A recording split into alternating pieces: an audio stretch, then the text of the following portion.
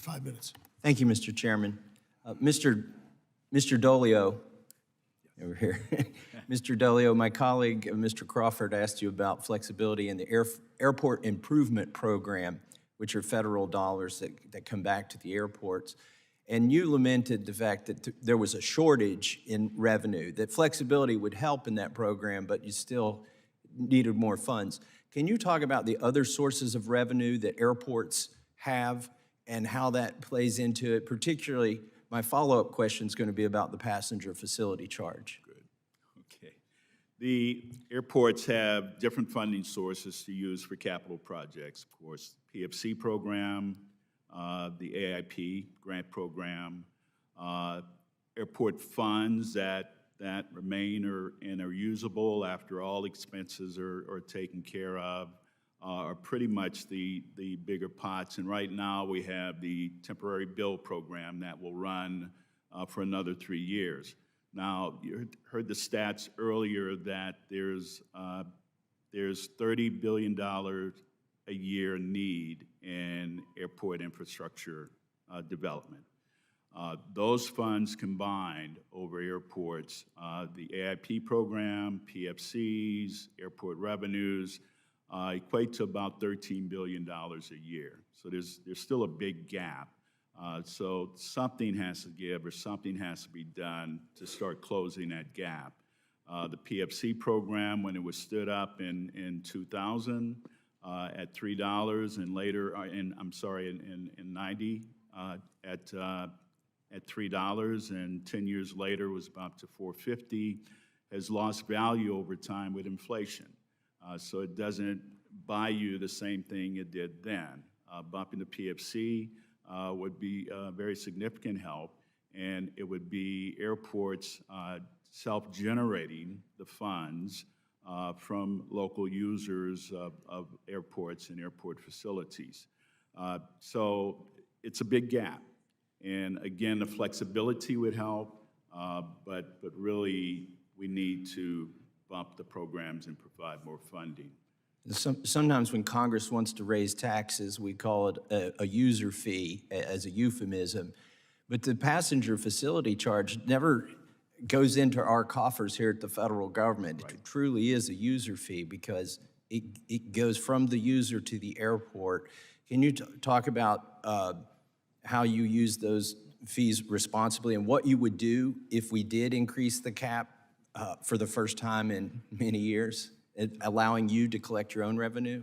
It's with the big infrastructure needs, a lot of it in terminals and landside. What the PFC program does is gives you the flexibility to use those funds in those areas as opposed to everything on the airfield. The AIP program is more geared to airfield improvement.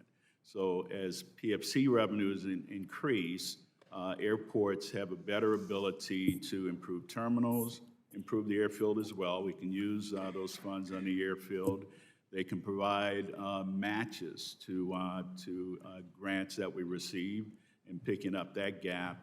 And the more we can do with grants and with the PFC program, it's less we have to do with debt and less costs that flow down to the air carriers that fly in and out of our facilities. So we're always, as airport operators, we are consistently looking for ways to fund our needs. And no one's, and I can tell you, I've been a CEO in 3 airports. The needs were different in each, and we adapt to the needs. New Orleans, the new terminal was essential. In St. Louis, we went through a significant upgrade of the existing facilities, and that was sufficient there. In San Antonio, a new terminal in concourse was needed to replace a World War II facility. So it's different needs everywhere. None of us are out building monuments to our greatness. It's just essential needs in those communities. And the PFC program has gone a long way in helping us develop those facilities, but it is losing value with inflation. I'm sorry I don't have much time, Mr. Santa, but I had a question for you, and hopefully the chairman will indulge me and allow you to answer it if I go over time.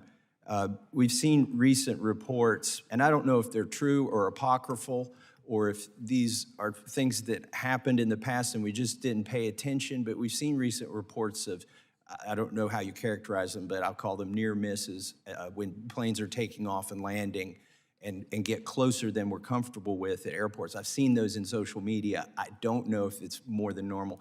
Can you let the public know, are there an increased number of those incidents? And if so, what do you think the cause is? Well, some of the recent events that have been in the news are, they're troubling for us. It's an increased amount of risk that we're unwilling to accept right now. But they really are inspired and invoked, unfortunately, by lack of staffing. When you control more traffic with less operational positions, you introduce risk into the system.